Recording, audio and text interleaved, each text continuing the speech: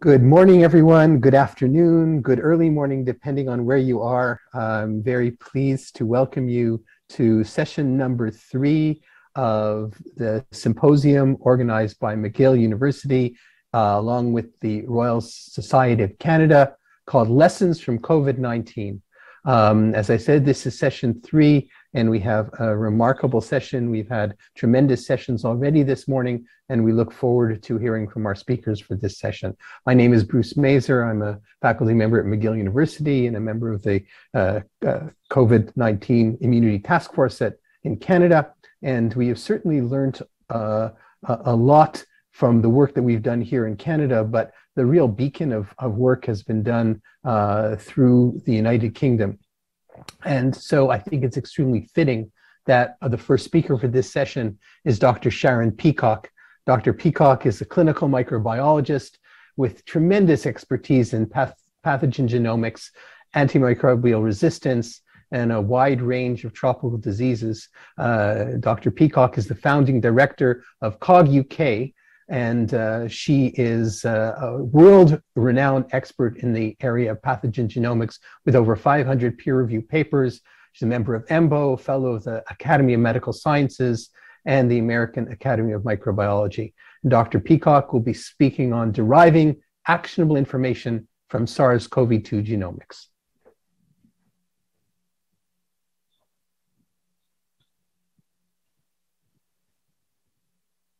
Thank you. I had to come off mute, so I apologize about that. We'll get myself sorted out so that we get started at the very beginning. I'll get there. So I hope that everybody can hear me now and see my slides. So I really am absolutely delighted to be here today presenting to you on some of the work we've been doing in the United Kingdom on delivering SARS-CoV-2 genomes to the pandemic response. And so what I'm going to do in my talk is cover 3 areas. The first is really how the past prepared us for the current demand for sequencing. Many people ask, how did the UK manage to set up so quickly? And I think by looking at the past, we can see how we were prepared for the current demand. I'll then talk about how the UK generated SARS-CoV-2 genomes at scale. And at the moment, we've sequenced around 1.4 million SARS-CoV-2 genomes. And then I'm going to start talking about some case studies which look at the achievement that we've achieved from actionable information that we've generated. So starting with the history then, and if we think about the science drivers for being able to do our sequencing, there were several factors that really allowed us to get at the starting blocks very quickly. The first was very strong UK engagement with pathogen genomics for really more than a decade. So there are multiple people who were working in the field looking at the translation of sequencing. Now, we'd already explored the potential of pathogen genomics, both in academia, in public health agencies, and so on. And we were great enthusiasts for translating sequencing for public health action. We'd also had experience gained during outbreaks elsewhere, for example, MERS and Ebola and Zika. This helped us, as did actually our policy and infrastructure. So the column on the left demonstrates some of the policy features in the UK, which really actually won over hearts and minds in relation to sequencing very early on. So back in 2013, our Prime Minister launched the 100,000 Genomes Project, and that actually had a pathogens theme embedded in it. And at that point, we recommended that we should be routinely sequencing for TB, HIV, and hepatitis C. That became hardwired into our health infrastructure. We were also routinely sequencing febrile pathogens. And so we were sequencing pathogens that really influenced our decision-making. Then in 2016, our Chief Medical Officer had a volume 2 of her annual report called Generation Genome. And we were once again able to demonstrate or describe the benefits from sequencing bacteria and viruses.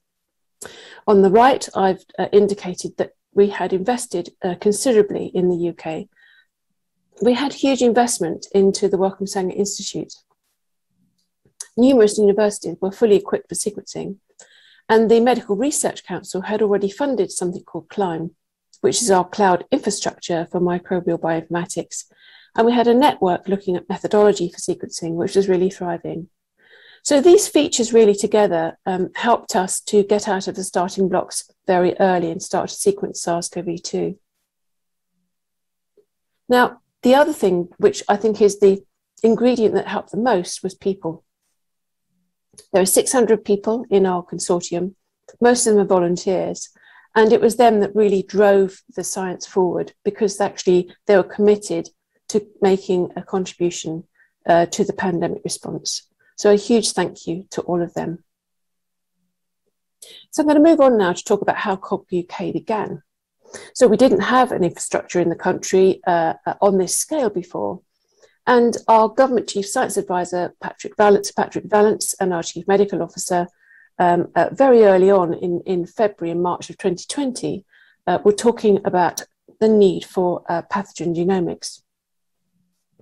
That led to some hurried phone calls at the beginning of March. So you can see the timeline going from March on the left to April on the right. And on the top, the red blocks are how many diagnosed cases we had in the country at the time. That is an underestimate because of testing limitations. And underneath that line, you'll see the green, how many genomes we'd sequenced. So at the beginning of the month, we were discussing amongst academics about the need to set up a network for sequencing. And we were fortunate to have a room provided by the Wellcome Trust in London on the 11th of March, where I convened around 20 scientists to talk about how we would develop sequencing for the country. This is rather unusual. We didn't look at the usual science outputs that we would do normally. We talked about where would we sequence, what was our model for sequencing, for example, hub and spoke, who was going to do what. It was very much operations logistics. So by the 15th, we had a proposal written out. And again, writing a proposal in 4 days for something that was funded to the tune of £14.5 million is quite unusual, but these were very unusual times. So we put together a proposal to the government for funding this, and they agreed to fund that by the end of the month. Now, not to waste any time, before we heard that the funding was available, we got sequencing underway. We developed teams to focus on key areas, including sample collection, method development, linking genomes to metadata, analysis, and report writing. And so by the third week of March, we'd already written our first report to SAGE, which is our advisory board that is chaired by Sir Patrick Vallance. We continued to develop our Climb COVID, which is our cloud infrastructure for analysis. And then by the end of the month, COG was finally formally in business.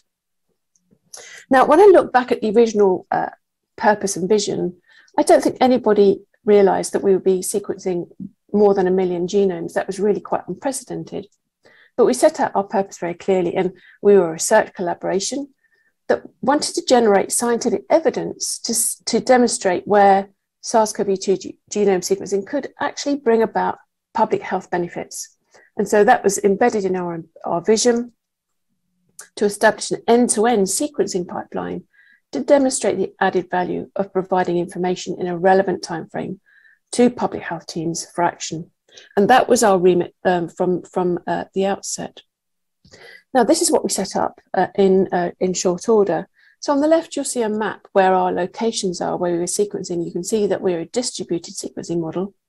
We had 16 regional sites doing sequencing, together with a central sequencing hub at the Wellcome Sanger Institute and our cloud infrastructure. We were networked with our 4 public health agencies in the United Kingdom, and the project administration was conducted at the University of Cambridge. And you can see there at the bottom our funding.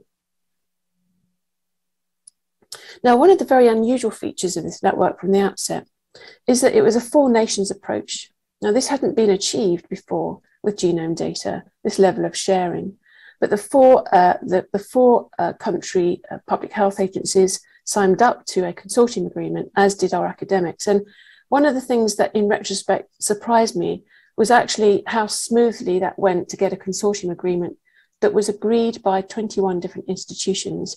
And that was the glue for everything we did, together with a data sharing agreement and a publication policy, that really helped our way of working and for example, funding to move around the system.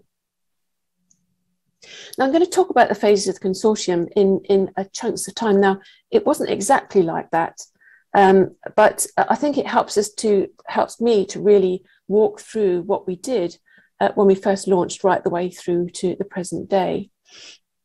So I'm going to start with the launch of the consortium. I've talked a little bit about that, but I really consider the launch to be during the first wave in the UK of the pandemic, which went from March to May 2020. And we sequenced 10,000 genomes at that point.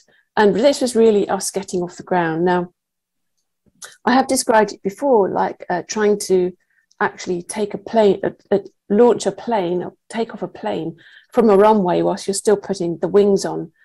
It was actually quite a bumpy time, I have to say, but it was a time when we learned a great deal. And during this period, we used our time to focus on getting things right in terms of sample collection, operations and logistics. And this was no easy measure because we needed to connect 100 different NHS laboratories with our sequencing labs and the major community testing, so-called lighthouse labs with the Wellcome Sanger Institute. Moving samples on that level of scale was actually not trivial. In addition, the system was moving all the time and changing all the time. We focused on method development together with how to link our clinical data with our genome data and how to analyze that in our cloud infrastructure, and also the development of analysis tools, which has been one of our key outputs. And looking at all of this represents some of the sustainable outputs that we've made during our time. If we look at some of the tools and methods, work of COG UK members has led to ongoing sequencing methods through the Arctic network, together with Pango lineage nomenclature through the Pango network, and numerous bioinformatics tools, which you can see there, which some of which may be familiar to you. Many of those were developed in Glasgow or Edinburgh. Now, going on to delivery, the first phase of delivery, which is going into the second wave of the pandemic in the UK. And that went from around June to November 2020. And by that point, we'd reached 50,000 genomes. And that was around 50% of the global total at the time. Now, when I start to think about actionable information, by that point, the genome data and tools had been used in more than 120 retrospective and live outbreak investigations in the UK. And I'm just going to touch on some of the analysis highlights that we had achieved by that point. So, for example, we had analysed importations into the UK. We found that there were well over 1,000 separate independent importations. And some of those findings were really instrumental for our border forces. And for example, whilst we were carefully looking at introductions from China, actually what was really happening was that a third of our introductions were from Spain, a third from France, and around a third from Italy. We looked at epidemic waves in Wales, Scotland and England.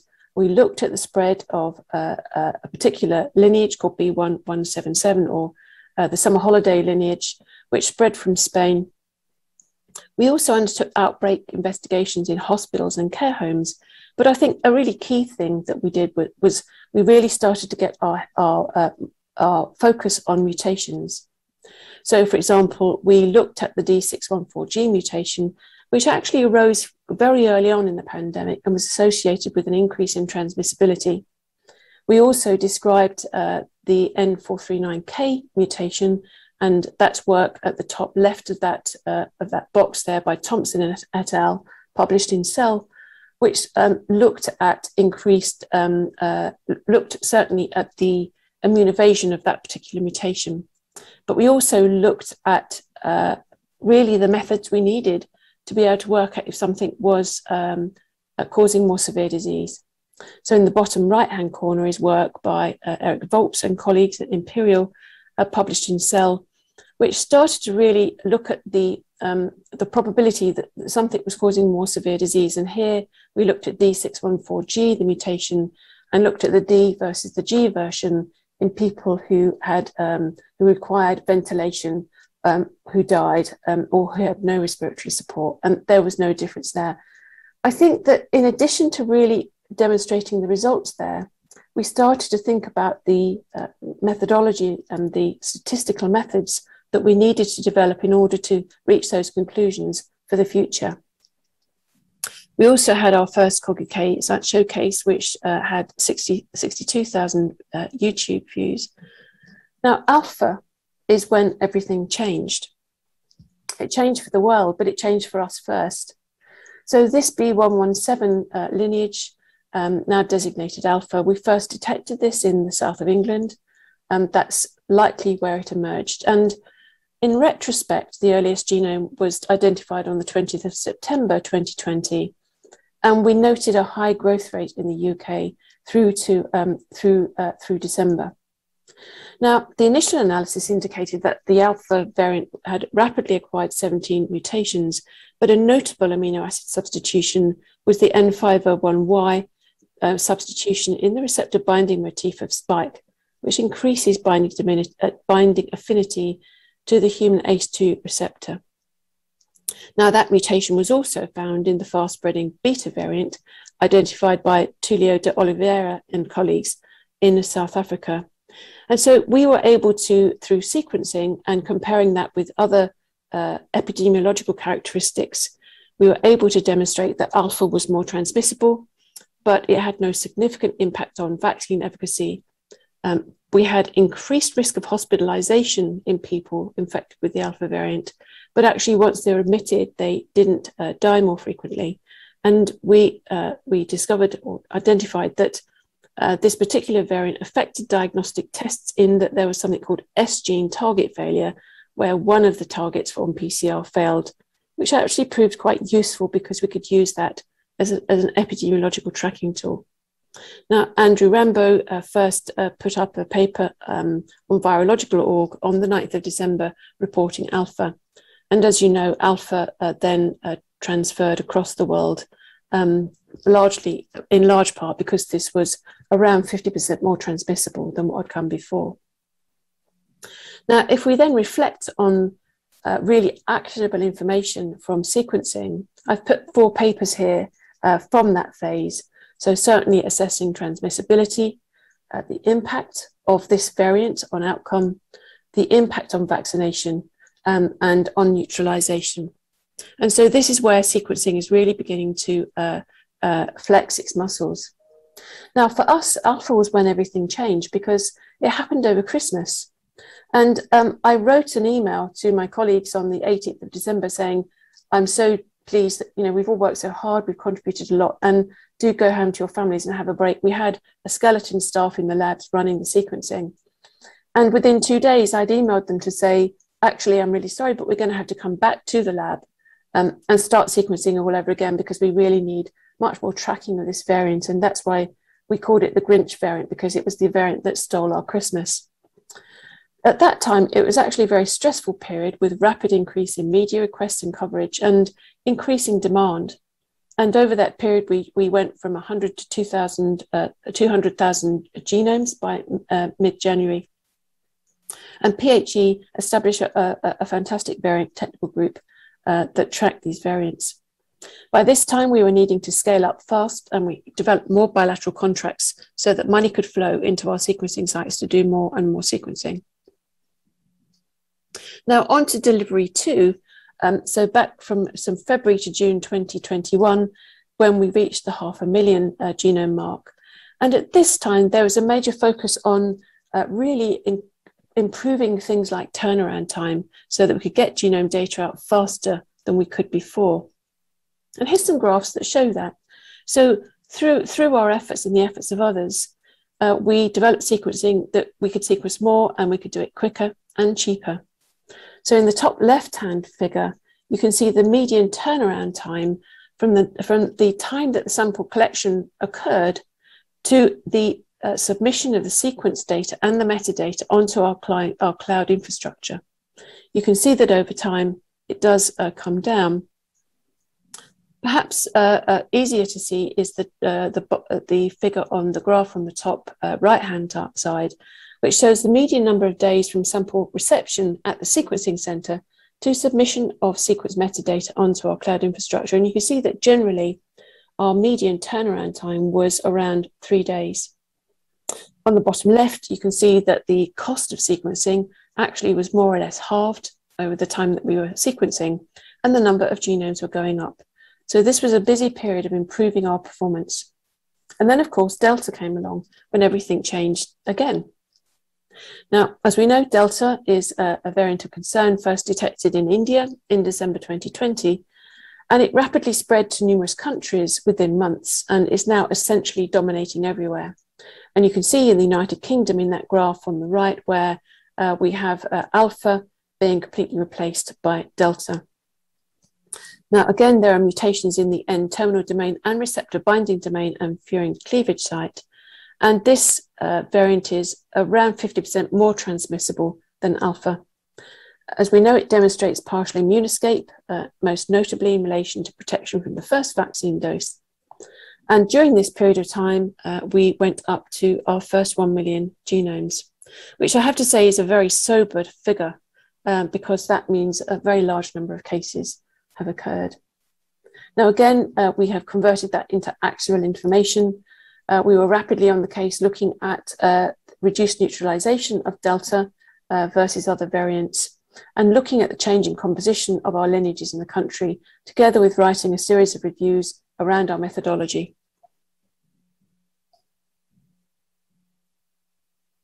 Now, finally, we're going on to a period of transition. This is where we are handing over our services to public health agencies. Now, we began that process in April, and now all of the COG UK sites are handing over to a public health agency supported service. And sequencing is now devolved and largely a public health agency functionality. Now, what about going forward?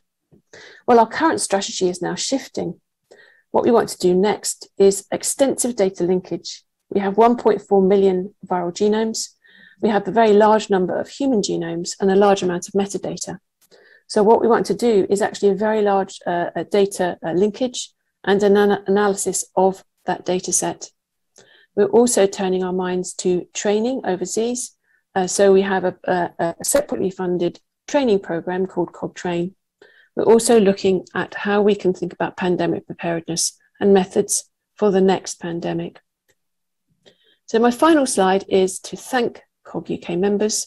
This is our publication list, all the people that contribute. But I also want to acknowledge the sequencing expertise in Canada.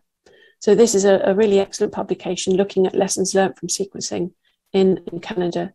And I would say that your provision of sequencing has been really excellent, and you've learned some very similar lessons to us. I read that and thought how similar our experiences actually were. So I'd like to thank you for listening. And if I have time, then happy to take some questions. Thank you.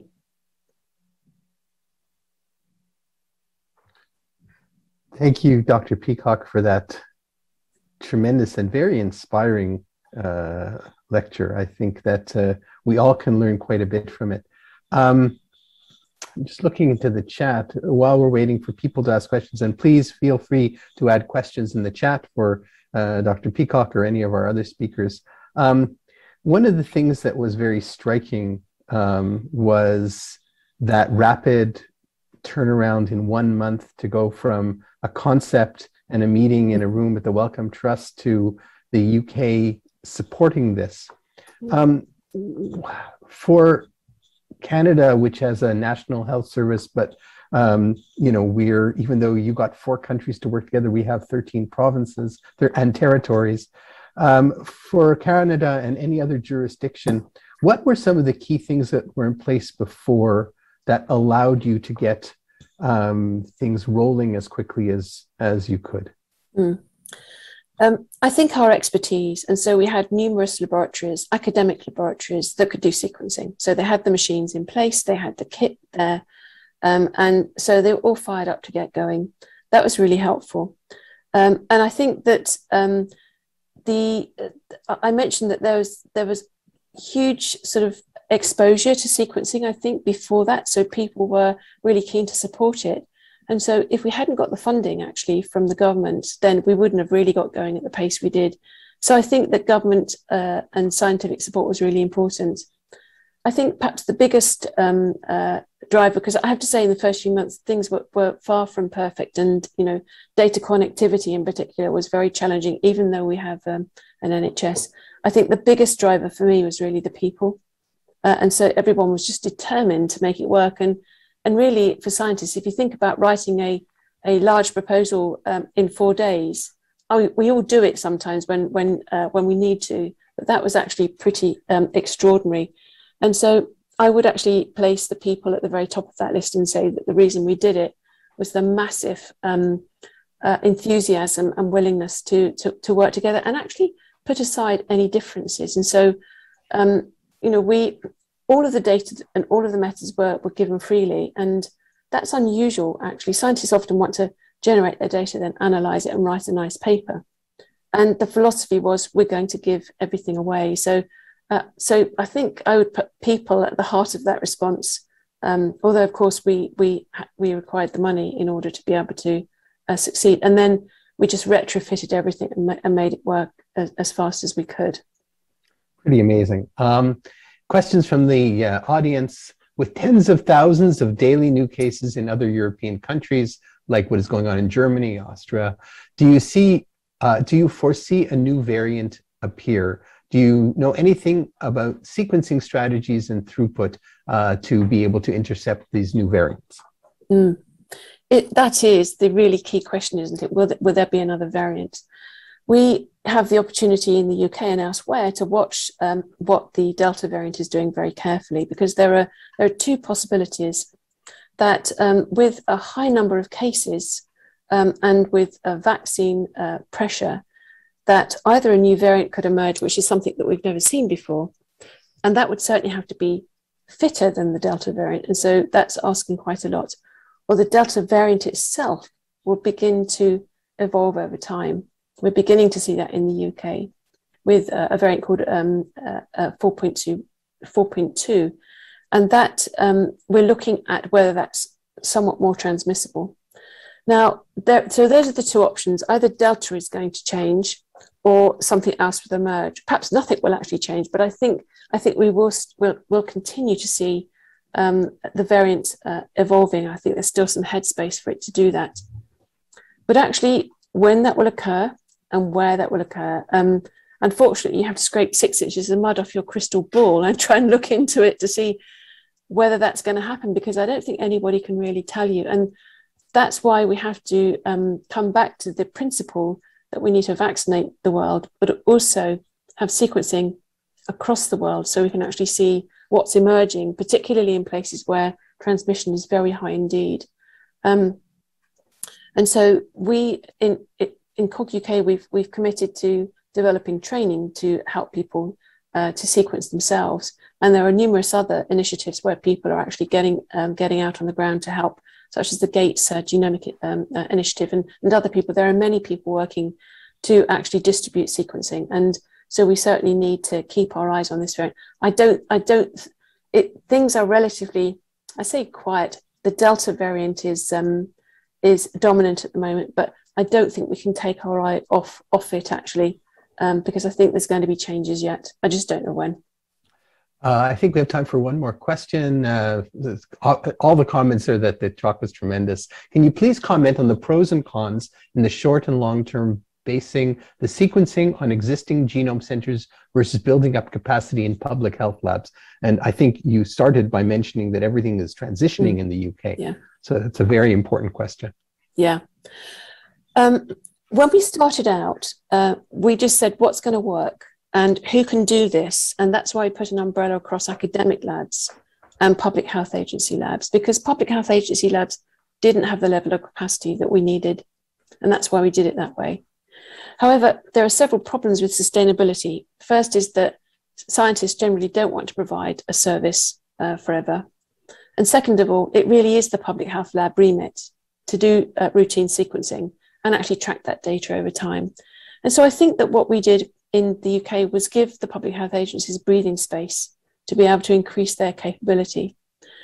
So I think, in short, I think it depends what works in your country and it depends what you have available. So getting sequencing going is really important. I don't think it really matters where it's done as long as the quality is right. But certainly the decision in the UK is that it will be, at the moment, it will be public health laboratories together with the Wellcome Sanger Institute. So Wellcome Sanger is producing around 40,000 genomes a week at the moment. And what we're using POG-UK for is surge. So if there's surge capacity, we're still being asked to sequence, but then we have that capacity which we can actually concertina up or down if we need it. So that's our solution. But I have to say that I think the perfect solution is probably different from country to country. Thank you so much. So we'll go to the next presentation now. And I think that the way the timing will work out is if people have questions for Dr. Peacock, I think she is staying on for the next couple of talks, so we may have a chance to ask any other follow-up questions at the end of Dr. Musser's presentation, which is the third one. So thank you so much, Dr. Peacock, for that tremendous presentation and for really setting the gold standard for how to build a partnership between academic research labs and public health. The next presentation is from Dr. Galia Rahav, who is the head of infectious diseases at the Sheba Medical Center in Israel. Dr. Rahav is the full professor of internal medicine and infectious diseases in the Sackler Faculty of Medicine at Tel Aviv University. Her main interests are in fungal infections, pathogenesis of salmonella infections, hospital-acquired infections, mycobacteria, CMV, and has been a leader in Israel on both the clinical and research interface on COVID-19. And her talk is entitled, do I have her talk? I don't have the title of her talk, so I'm sorry. But she will be joining us through a recorded presentation.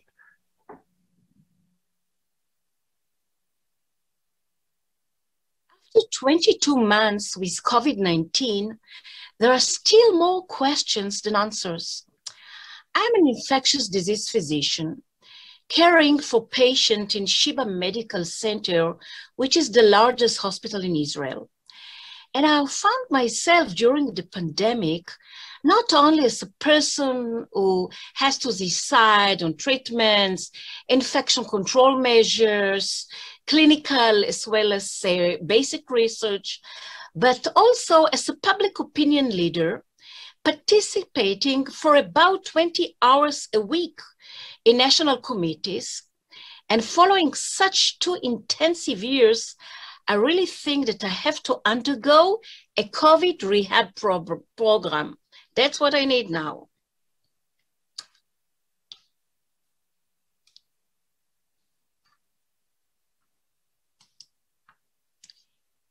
In September 2019, 3 months before the first case of COVID-19, Dr. Tedros, the WHO director, urged that the world should be prepared to a devastating epidemic that can start in any country, at any time, and kill millions of people because we are not prepared, because we are not, or we are still vulnerable. On the last day of 2019, Wuhan Municipal Health Commission reported to the WHO on cluster of pneumonia cases. And on 4th of January 2020, the WHO reported it in the social media. It was emphasized that nobody died. Several days later, China detected the SARS-CoV-2 and shared its genetic sequence with the world.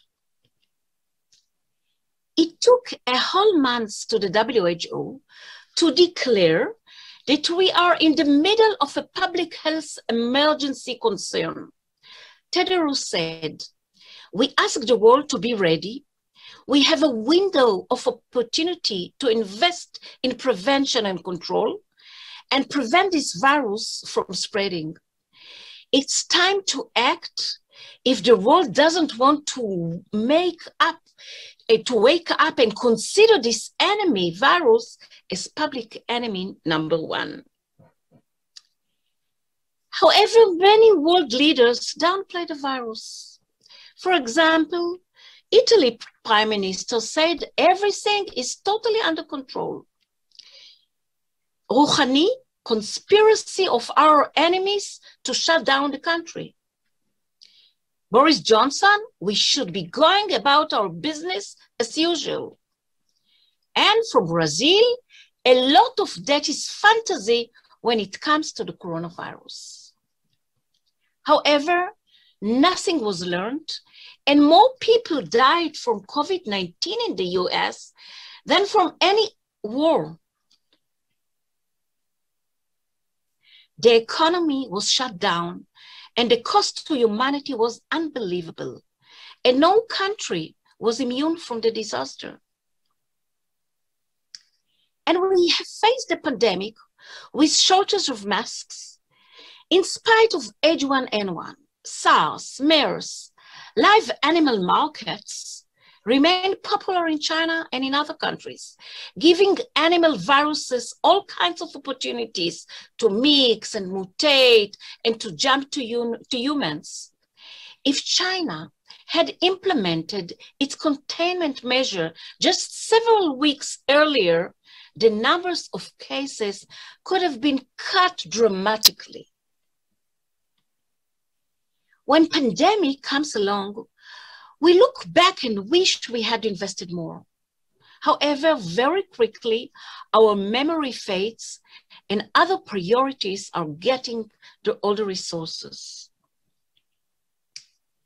We have first met Corona in Israel on early February 2020 with the cruise ship Diamond Princess, which was stuck off Japan's coast. An 80-year-old passenger from Hong Kong was the index case. And following discovery of 10 infected passengers, travelers were quarantined in their cabins. 15 Israeli were among the passengers. Until this event, we were sure that really like SARS, COVID-19 will stay in the Far East and will not enter Israel. Then we had to face an ethical dilemma, whether to evacuate our Israeli passenger and to allow the virus to enter Israel.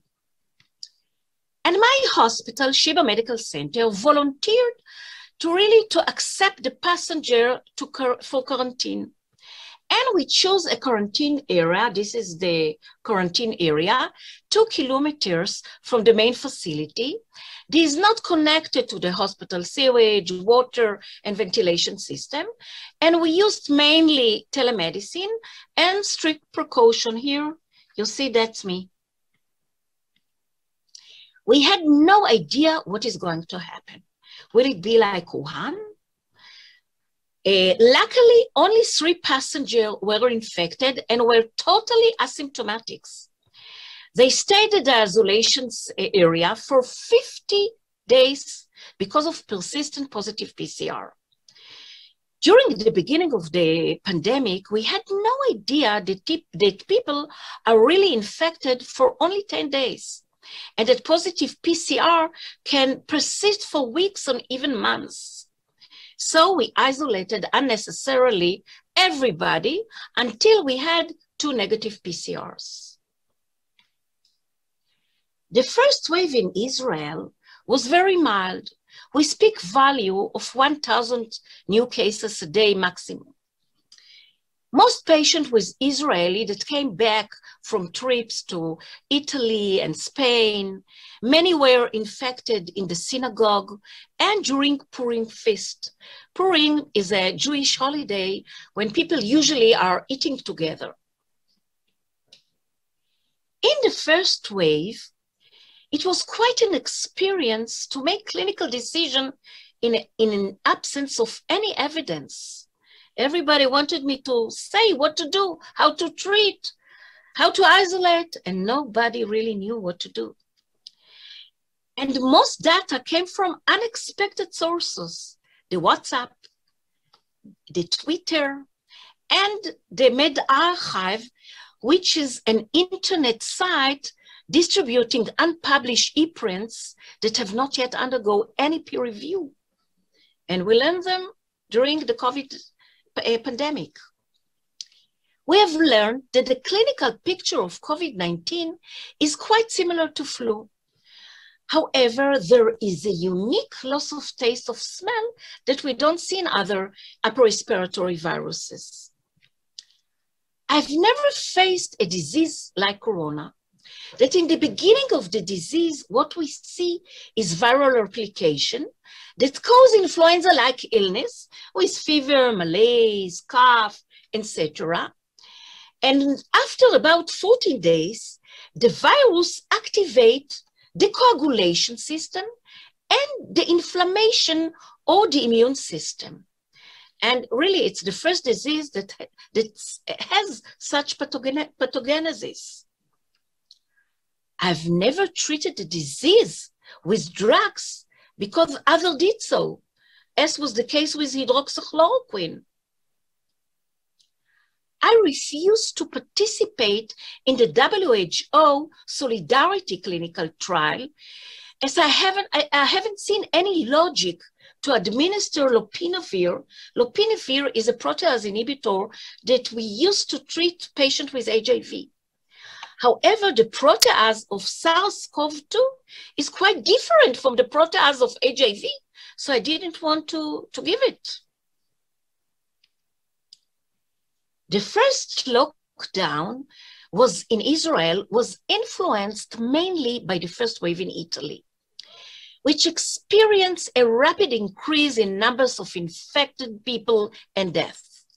Italy learned very hardly in March that it is much harder for hospitals to save life if too many people get infected at once. Few words on the Israeli national healthcare system. So it serves about the population of Israel that is only 9.3 million people. The number of acute care hospital beds and ICU beds is absolutely very small.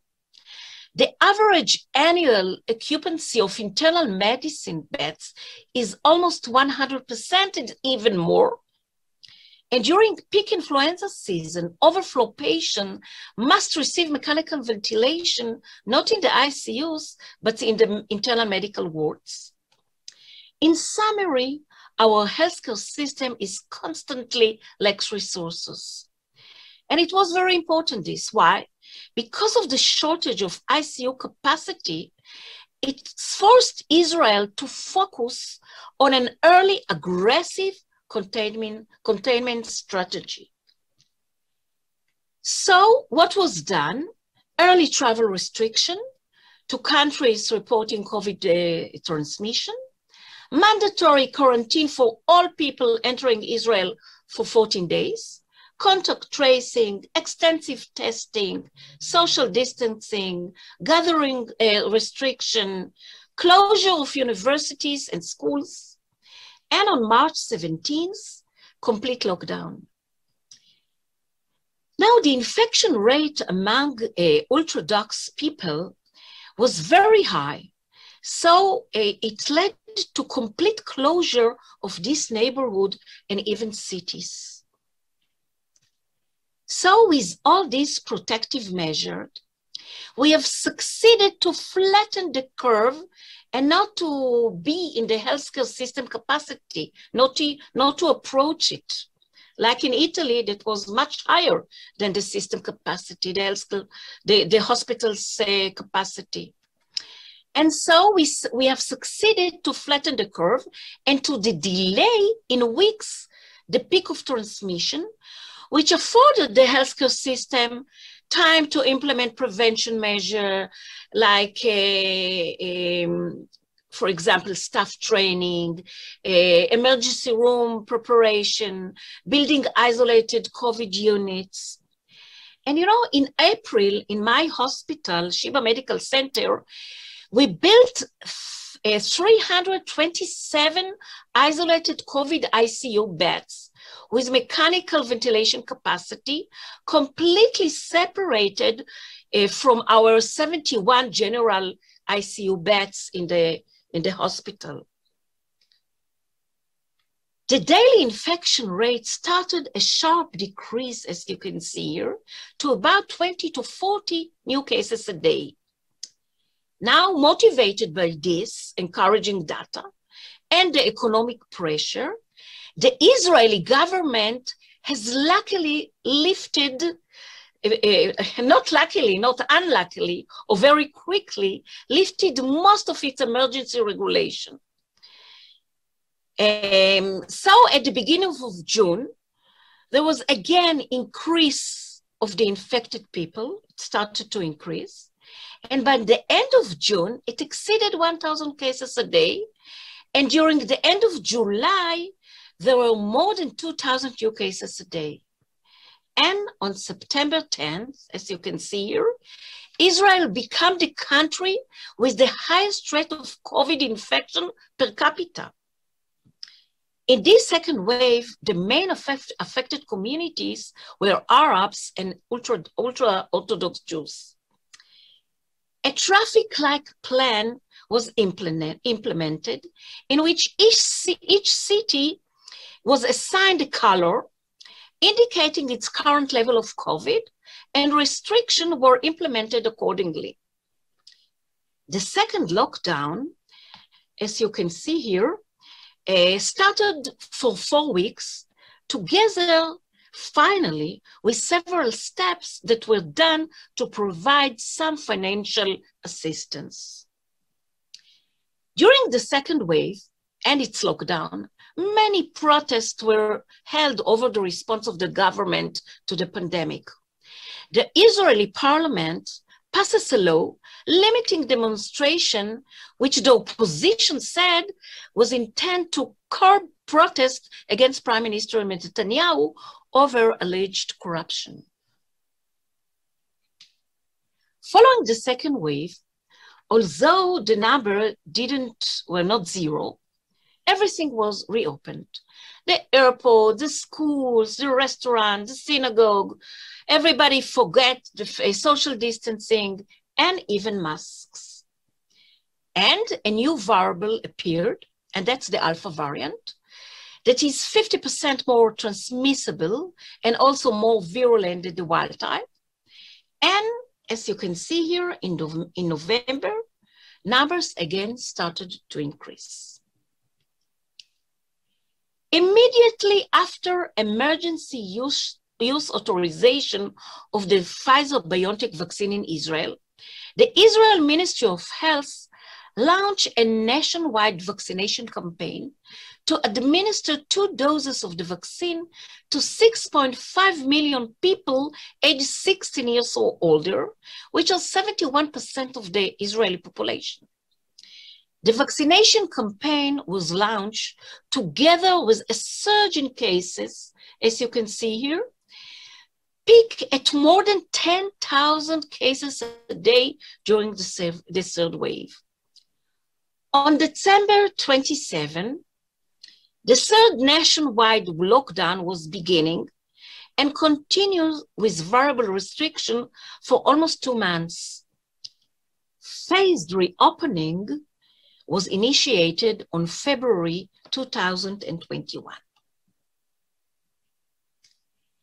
Within 4 months since the starting the vaccination, 72.1% of people aged within 4 months, 72% of the eligible population were vaccinated, 55% of the Arab population, 43% of the ultra-Orthodox Jews, and 80% of the general Jewish population. And 90% of people aged 65 years or older, they were fully vaccinated.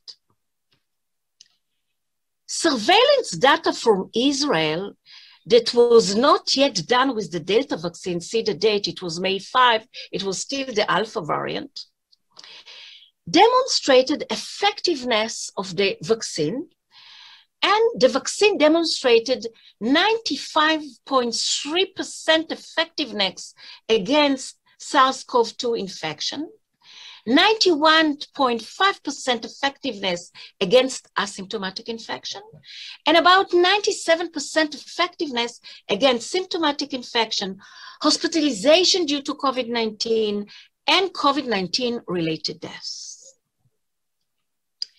All age groups were protected, as you can see here.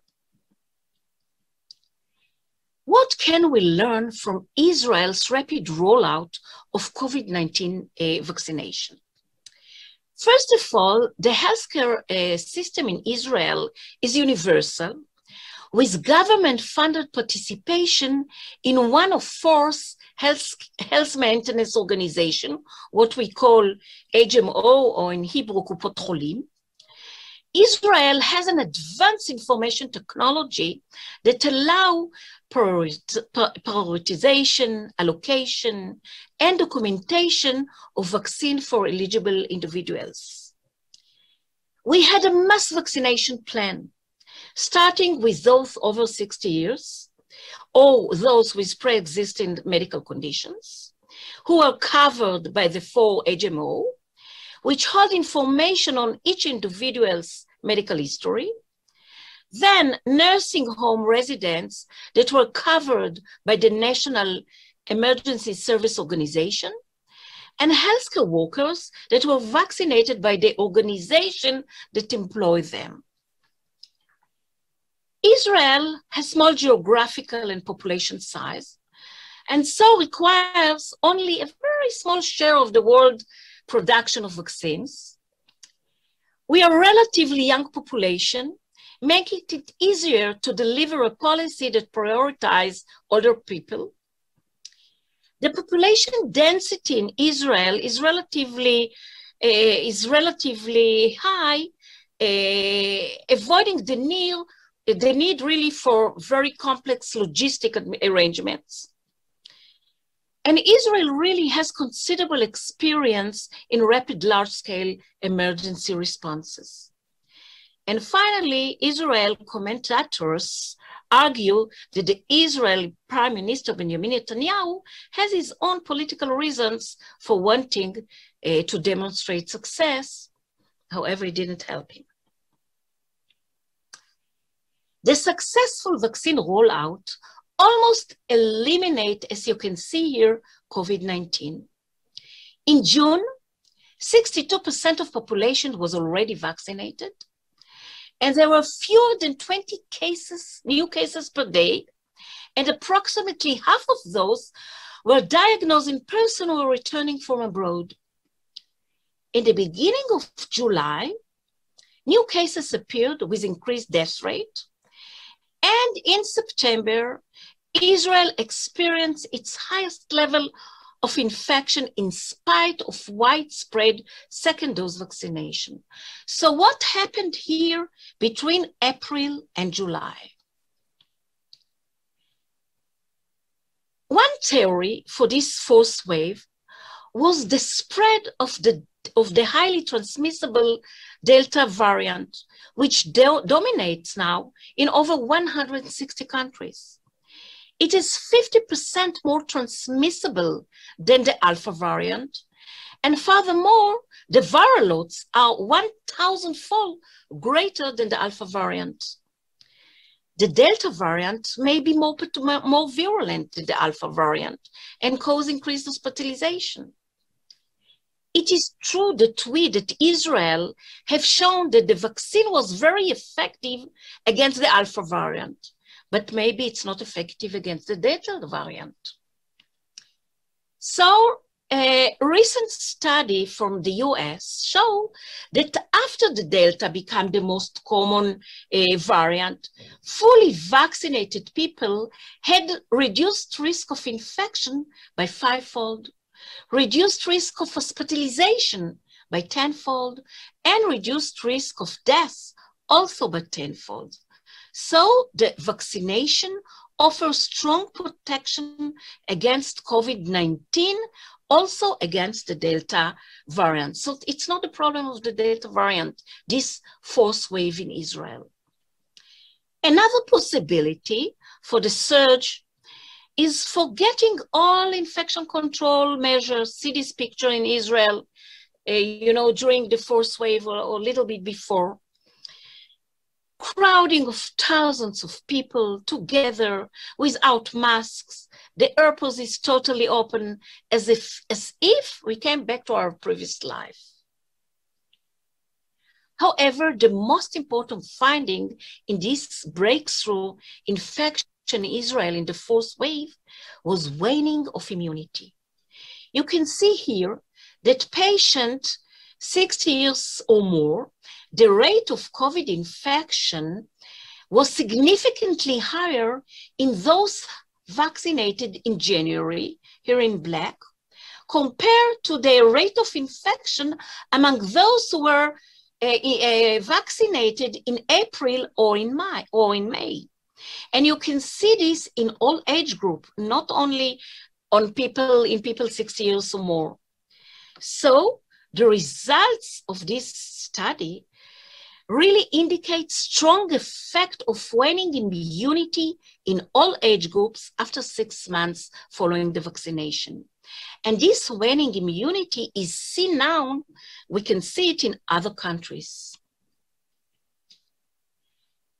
As a result, and based on evidence for waning immunity in Israel, and a trajectory towards exceeding national hospitalization capacity given the rapid rise in severe cases, Israel decided to begin a third vaccination campaign on July 30th, starting with the elderly.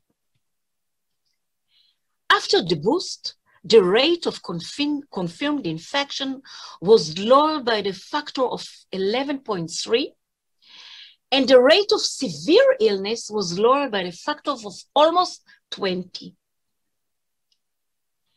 This slide shows severe COVID cases by vaccination status in those 60 years or old per 100,000 cases. And you can see that among the unvaccinated people, the rate of infection is 174 cases per 100,000 cases, much higher than the 33.7 among those who got 2 doses of the mRNA vaccine, or 3.4 among those who got the 2 doses and the booster vaccine. And we call this fourth wave the wave of unvaccinated. At the end of July, as you can see here, people aged 60 or more were vaccinated with the booster. 2 weeks later, those 50 years or more, and 10 days later, those 40 years or more, with decrease of the reproduction number from 1.4 to less than 1. The reactogenicity of the third dose was not higher than following the second dose. So until now, we had more than 1.3 million cases of COVID in Israel, and more than 8,000 people died from COVID-19. 63.57% were fully vaccinated already. We have only 390 new cases a day, and only 0.54% of tests are positive. The reproduction number has decreased to 0.88. So you see here that we are beyond the first wave now. And what next? I think that in the next week, vaccination campaign for children, for vaccination children age 5 to 12 will be implemented in Israel. How many further vaccines we'll need? Nobody knows. I have no idea. What about vaccination in developed countries? We have to think about it. What about long-term sequelae of mRNA vaccine? What about menstrual bleeding? Is it true? Nobody knows yet. What about new vaccine? Maybe through inhalation. What about doing mandatory or compulsive vaccination?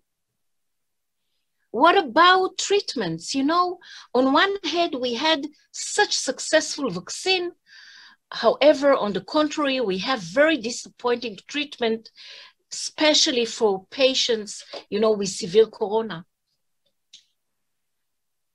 And finally, I think that really the most important conclusion is that we must strengthen really the health system. And finally, this sentence summarizes my feeling during the pandemic. In the absence of evidence, balancing error of omission with error of commission is really challenging. And thank you.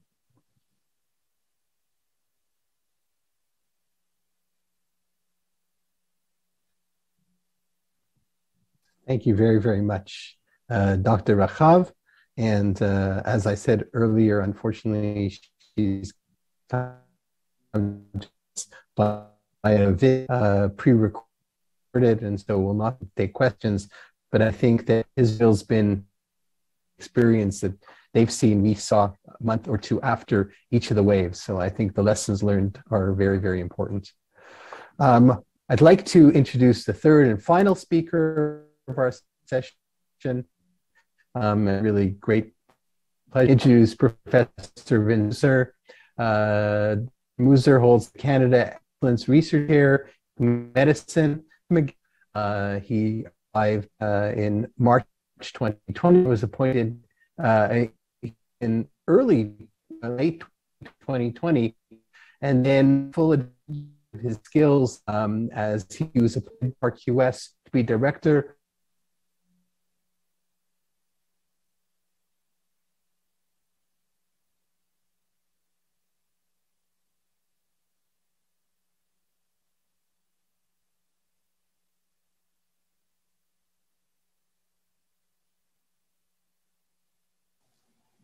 Sorry about that. It looks like an internet problem. Okay, we're back. Prior to joining McGill in 2019, Dr. Muser was head of the lab department at the Université Hospital in Lausanne, Switzerland, vice dean for clinical research at Lausanne University Faculty of Medicine and Biology, and a member of the executive board of the Swiss Academy for Medical Sciences and chair of the Swiss Biobanking Platform. Prior to that, he was in the United States, both with a stellar career in academia and in industry. He will be speaking on the development and of the Biobank Québécoise de la COVID-19, BQC-19. Can you hear me? Can you hear me? Perfect. Oh, thank you very much. So thank you, Mr. Chairman. I'm really grateful to the organizers for giving me the chance to share with you our experience with this COVID biobank. As Mr. Chairman said, I'm holding this Canada Excellence Research Chair in Genomic Medicine. And it is in this capacity that we had a meeting scheduled on the 19th of March with Rémi Quirion, the Chief Scientific Officer of the country, of Quebec, with Carole Jabet, the head of the Fonds de Recherche en Santé du Québec, and Daniel Coder on Genome Québec, in Genome Québec. And the idea was to brainstorm on genomic medicine. But when I met them, it was obvious that they had a different concern in mind. 8 days earlier, WHO had declared COVID as a pandemic. And so we had it was the first day, I think, of the lockdown. And during this meeting, they said, but why don't we build something, an infrastructure, which will help researchers better understand COVID, noting that at that time, we were 8 days after WHO declared pandemic again, there was almost no case hospitalized in the province. So they essentially gave me carte blanche, and I must acknowledge here that their vision and also the trust in this new kid on the block.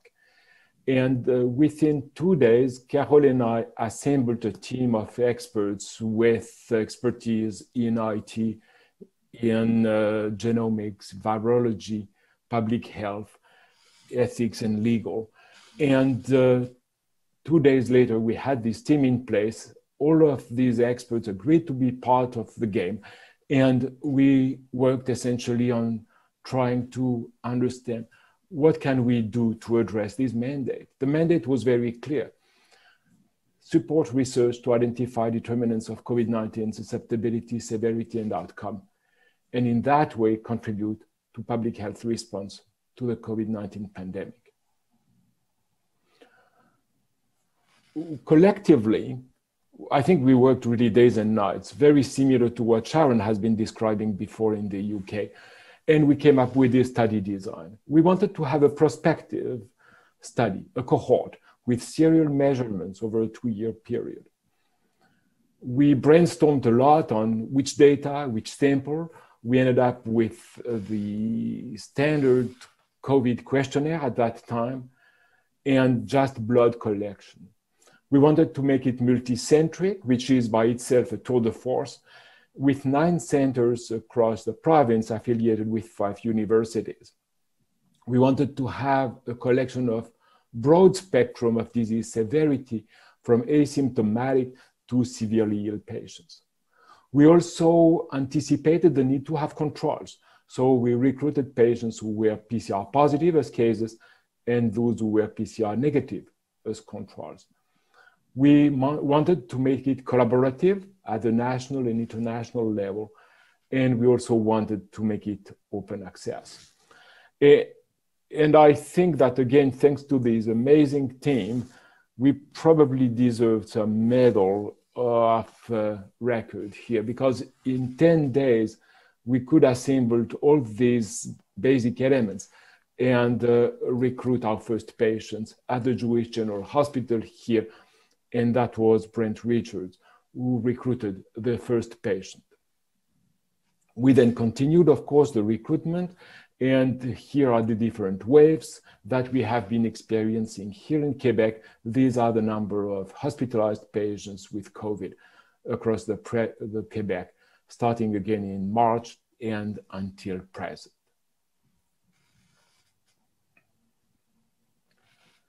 So to date, we have recruited 3,400 participants, and 2/3 of them, as you can see at the top of the left panel, have people who have been hospitalized with COVID, and so they were categorized as severe COVID patients, and 1/3 at the bottom being patients who have been recruited for mild or almost asymptomatic COVID. As I said before, we are trying to get prospective follow-up on these participants, and in average, we have almost 2 visits per participant, so that altogether we had 8,300 visits completed. You can see actually, and I think it is important to note that during the first wave, that means the very far left of the top figure, we could recruit 1,000 patients. That turned out to be very difficult as well, as you can imagine, because they were severely ill. We need to make sure that we protect the personnel, that we collect the data, that also we take appropriate measures to avoid the dissemination of the virus. Of course, by its size, we are not unique, but I think what makes unique this collection is the depth of the phenotype, including molecular phenotype. And I'm very grateful to the governing board of the Biobank to secure some solid funding for multi-omic analysis on 2,000 samples.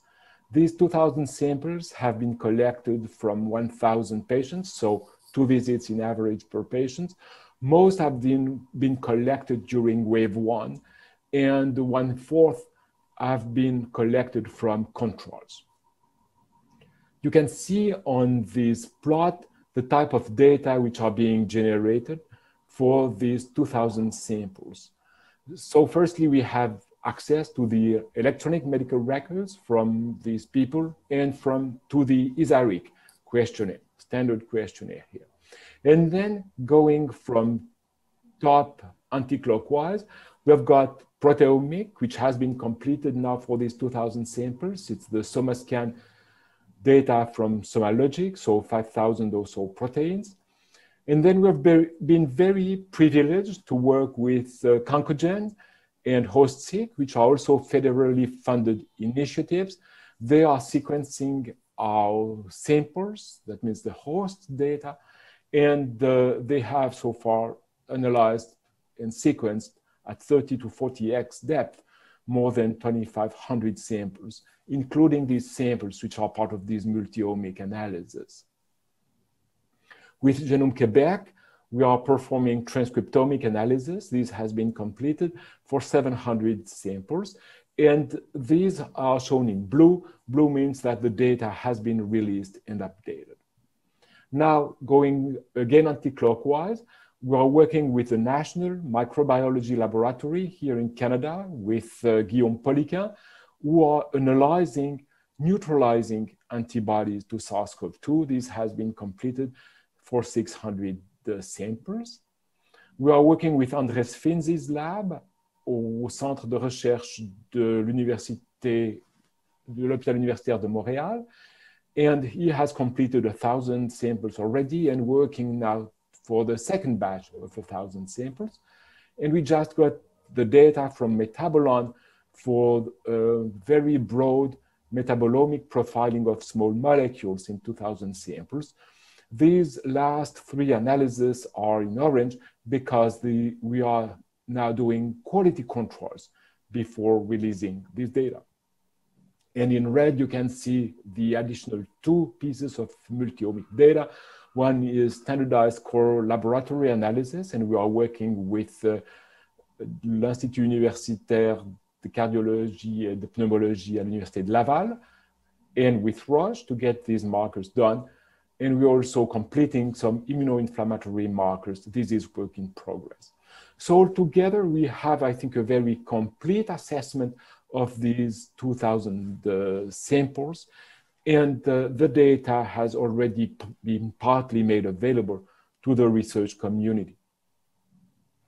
On the left column, you can see the releases. On the second column, the date of release. In the middle, the type of data which has been released to the community. And in the right-hand side, you can see the number of samples or patients who have been essentially already released in terms of data. So you can see that, for instance, number 4, we now have released the clinical and phenotypic data. It's a very extensive piece of data for 3,200 patients. Again, thanks to this collaboration with HostSeq and Concogen, and Steve Scherer will talk more about it later today. We have released whole genome sequencing data from 2,300 patients. We have released as well the first batch of RNA-seq data, that means transcriptomic data, and the proteomics data. More to come in the very next few weeks. Again, this data would have no value if it were not used to try to better understand COVID-19. And in the next slide, I will give you 5 vignettes of how this data has already been used to try to address the mission which we were trusted. The first piece of data, this first vignette, shows our collaboration with the Host Genome Initiative led by Mark Daly in Finland. We have contributed a fraction only of this wonderful data set. But what this slide shows is a genome-wide association study analysis of COVID-19 severity. The paper was published in Nature in summer. And what this very slide shows, for those who may not be familiar with GWAS analysis, is on the x-axis, the human genome. On the y-axis is the degree of association between approximately 1 million variants or SNPs in the genome, each depicted by a dot with COVID-19 severity. So if a region harbors a variant which is associated with COVID-19 severity, there are SNPs which are essentially present in one of these Manhattan towers. What is obvious from this slide is that there are a series of towers which are associated with disease severity. That means genetic markers present in the host genome which partly contribute to the disease. I want to highlight here one on chromosome 12. where there is the red arrow corresponding to a gene called OAS1. And you can see as well another one, the tallest one on chromosome 3. I'll come back to both of them next. Brent Richards at the Jewish General Hospital and his group made a very thorough analysis of OAS1 using techniques like Mendelian randomization to show the role of OAS1 in COVID-19 susceptibility and severity. And what they showed is that there is an isoform which actually we inherited from Neanderthal, which is protecting from COVID-19. And these genetic data were substantiated as well by our proteomic data and the fact that we had OAS1 measured in our samples. What is shown on this slide is the protection offered by OAS1 levels. So the x-axis shows the risk of having severe COVID according to each increase in the 1 standard deviation of OAS1 level in the blood. And what you can see here is that OAS1 level are associated with a lesser susceptibility of COVID-19, it's in blue, in a lesser risk of hospitalization, it's in burgundy, and a marked reduction in the risk of having severe COVID, demonstrating here, in convergence with the genetic Mendelian randomization data, a protective role of OAS1 and opening potentially some new avenues of research for protecting humans from COVID-19 severity. The third vignette comes from a detailed analysis of the marker on chromosome 3. As you remember, this is the tallest Manhattan Tower on this plot, and this marker here is quite prevalent. With the Host Genome Initiative, what Brent and teams from this consortium have done is looked at what is the risk of having severe COVID in carriers versus non-carriers of this marker. And the result of this analysis is shown on the left-hand side. On the x-axis, you have got the time in days since admission in the hospital. Below, you have got the number of people who carry this variant, as opposed to those who do not carry, in yellow. As you can see here, this variant is common in the population, 1,400 out of a total of 9,000, so 15% of the population. And on the y-axis, you can see that people who carry this variant are actually at a 40% increased risk of having severe COVID. This is very pronounced for a very common variant. And the contribution of this variant relative to other risk factors known to predispose people to severe COVID is shown for people aged less than 60. Carriers of this variant have a 4-fold higher risk of having severe COVID, which is a risk which is as high as the one associated with transplantation or COPD or chronic kidney disease. The fourth vignette is a work done by the University of Montreal, Catherine Larochelle, Daniel Kaufman, and others. And what they have done, and it's published in JCI recently, is they have taken some samples collected from the COVID biobank and the data and made some very exquisitely fine analysis of the immunity that people develop in presence of the virus. And this has been published again recently. The fifth vignette comes from the proteomic analysis that Brent Richards and the collaborators in Mount Sinai in New York have done collectively. The question they were asking is, can we improve prediction of risk when we incorporate this proteomic data set into the mix? And to do that, they used a training set coming from the Centre Hospitalier Universitaire de Montréal and the Jewish General Hospital. And they allocated these 400 patients into two groups, those with severe COVID, with this critical COVID. And then they developed a model by which they tested the predictive value of a protein model derived from the SomaScan, SomaLogic, compared to the baseline. And using lasso regression analysis, they narrowed down the 5,000 proteins to 92 features, which they went tested in a replication set with the Mount Sinai, who had been essentially using the same technology and had the similar type of data. And the result of this analysis is shown here. You can see on the left-hand side the predictive performance of this test for severe COVID, on the right-hand side for critical COVID. You can see here in red when there is no incorporation of proteomic data, and in blue when there is proteomic data into the mix, actually these 92 features. And the message here is you significantly improve prediction of severe COVID when you incorporate into the mix these 92 features.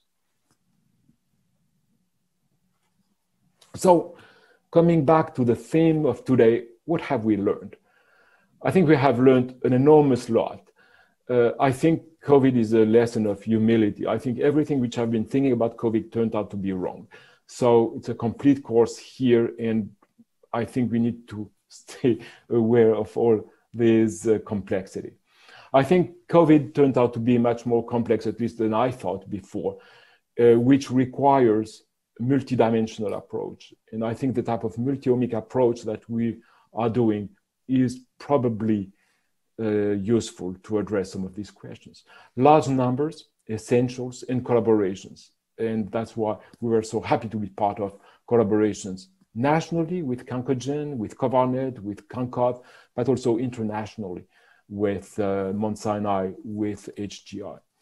I think need for preparedness is critical. It's been said before, but I think it is useful to remind that. I'd like also to say that things are feasible. I think we could assemble a biobank from scratch in 10 days. We could demonstrate the capacity to work together from 5 universities. We want to continue this effort.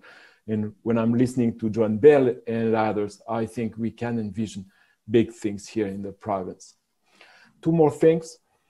One is, again, this data is available for researchers, and we would encourage researchers who listen to this presentation today to look at our website, because it's all written how researchers can access these data and samples. And of course, I want to finish up by thanking the probably more than 300 people who have been working really hard to put in place this infrastructure, but most importantly as well, the participants. I want to thank McGill and the Public Health Agency of Canada, which has been wonderful in supporting us with Genome Québec and the Fonds de Recherche du Québec en Santé. I want to thank the steering committee, the governing board, and the scientific advisory board as well. Thank you very much for your attention. Thank you, Dr. Mousser. I think that, as you say, in terms of lesson learned, the two presenters who are still, who are here virtually have really taught us how teamwork, collaboration, and a tremendous amount of elbow grease can really get us quite far, despite the the world falling apart around us. It's been really a tremendous effort on the part of your team and Sharon's team in getting these structures together. We have a few minutes for questions. Dr. Peacock, how do you organize weekly, monthly PHE reports on COVID, which have impact around the world? They're a model of synthesis of multiple disciplines, clarity, and rapidity. How does the team achieve this? Well, I have to say that I can't claim that that's down to me, but there's a large team that actually pull all of that information together, and I would say that the expertise was already present in Public Health England, so they were already doing horizon scanning for other pathogens, and they very much drew on that expertise. So And initially, the reports were relatively short, but they've just grown in terms of breadth and depth. And so I think it's a sort of sign of what a good public health agency is capable of, and using all of the public health tools that they have. So I think there isn't one simple answer of how it's done, but I think it's definitely grown over time, drawing on existing expertise and pulling in actually academics. And so there are academics who sit on the groups that gaze at the data to see what's happening. So again, I think it's down to collaboration, a team effort, and drawing on the expertise that you have. Question for Dr. Musser. There are some particularities with Quebec in terms of vaccine dose spacing, for example. Are you able to gain insights into such issues that the Biobank can help clarify? So thanks for these questions. We are recording, of course, in the questionnaire, the type of vaccine that people have received, and we will incorporate that. What we would like to do is, of course, follow up for a longer period of time our participants.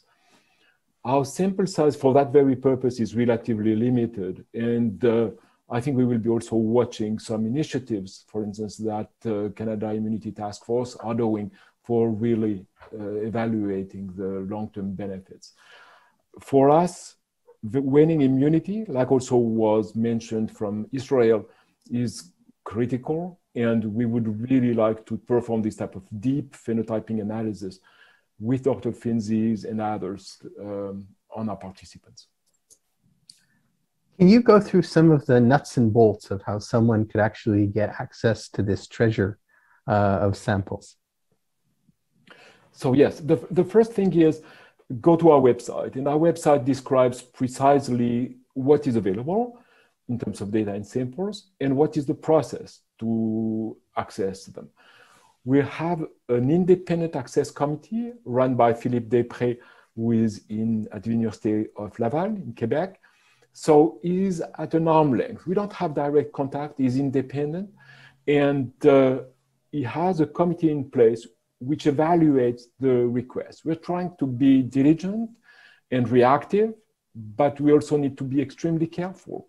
And again, we have learned from the UK Biobank there. We need to be very careful on the way people will be using these data. This is very private data because there is genomic data, there is phenotypic data. So we need to make sure that people adhere to the highest standards, that they have their IRB approval, and then that we can prepare up the data set accordingly after an MTA has been signed. That takes time. We agree, we acknowledge that. It's a bit unfortunate because there is pressure from scientists wanting to really address their questions, but I think these steps are necessary as well for privacy protection. A question for both of you. If you would reflect on the vast amount of data, genomic data, the viral genomic data, the human genomic data, the proteomic, immunologic data, if we could integrate this through AI tools, etc., how do you see things being balanced? And this is or how do you see things arising? And this is a question for both, perhaps Dr. Peacock can start, and then Dr. Musser. Well, I would say that we're at the very start of a real phase of exploration, trying to bring those data sets together, and I think it's completely possible now. So certainly in the UK, we are linking a large amount of viral and human genome data, but I think it's really uncharted territory. So we will do some analyses, but we will need to use machine learning to really get some data out of it. And the first question I would be asking is, using that kind of multi-point data sources, can you predict if somebody is going to do poorly when they develop COVID-19 and they're admitted to hospital, or whether they would do well? And so I think being able to predict outcomes from COVID-19 in a much more subtle way than we do now could also actually guide whether you give people additional treatments, antivirals or monoclonal antibodies, etc. So I think it could help you stratify patients. I don't think it's going to be easy, and I think that, but I think that what it feels like to me is at the beginning of a wave of a brand new phase of kind of scientific innovation and discovery. So it's extremely exciting. Dr. Moser? I fully agree with what Sharon was saying. I think we are going into a very complex data sets, and machine learning will be very essential, but we need to develop the tools to analyze also this complexity. I think we need to be as well careful. I think the GIJO principle works very well here. We need to be very careful, junk in, junk out. The data must be very good quality. Even if it's big, it must be good quality because it can be misleading. The last point is replication, and that's why it's so critical for us to envision these collaborations with the UK, with the US and other partners, because I think if it's not replicated, chances that it may be not real are relatively high. I thank our speakers for a truly outstanding session. We end session 3. You can join session 4 at 1 p.m. Have a good virtual lunch and have a great day, everyone. Thank you.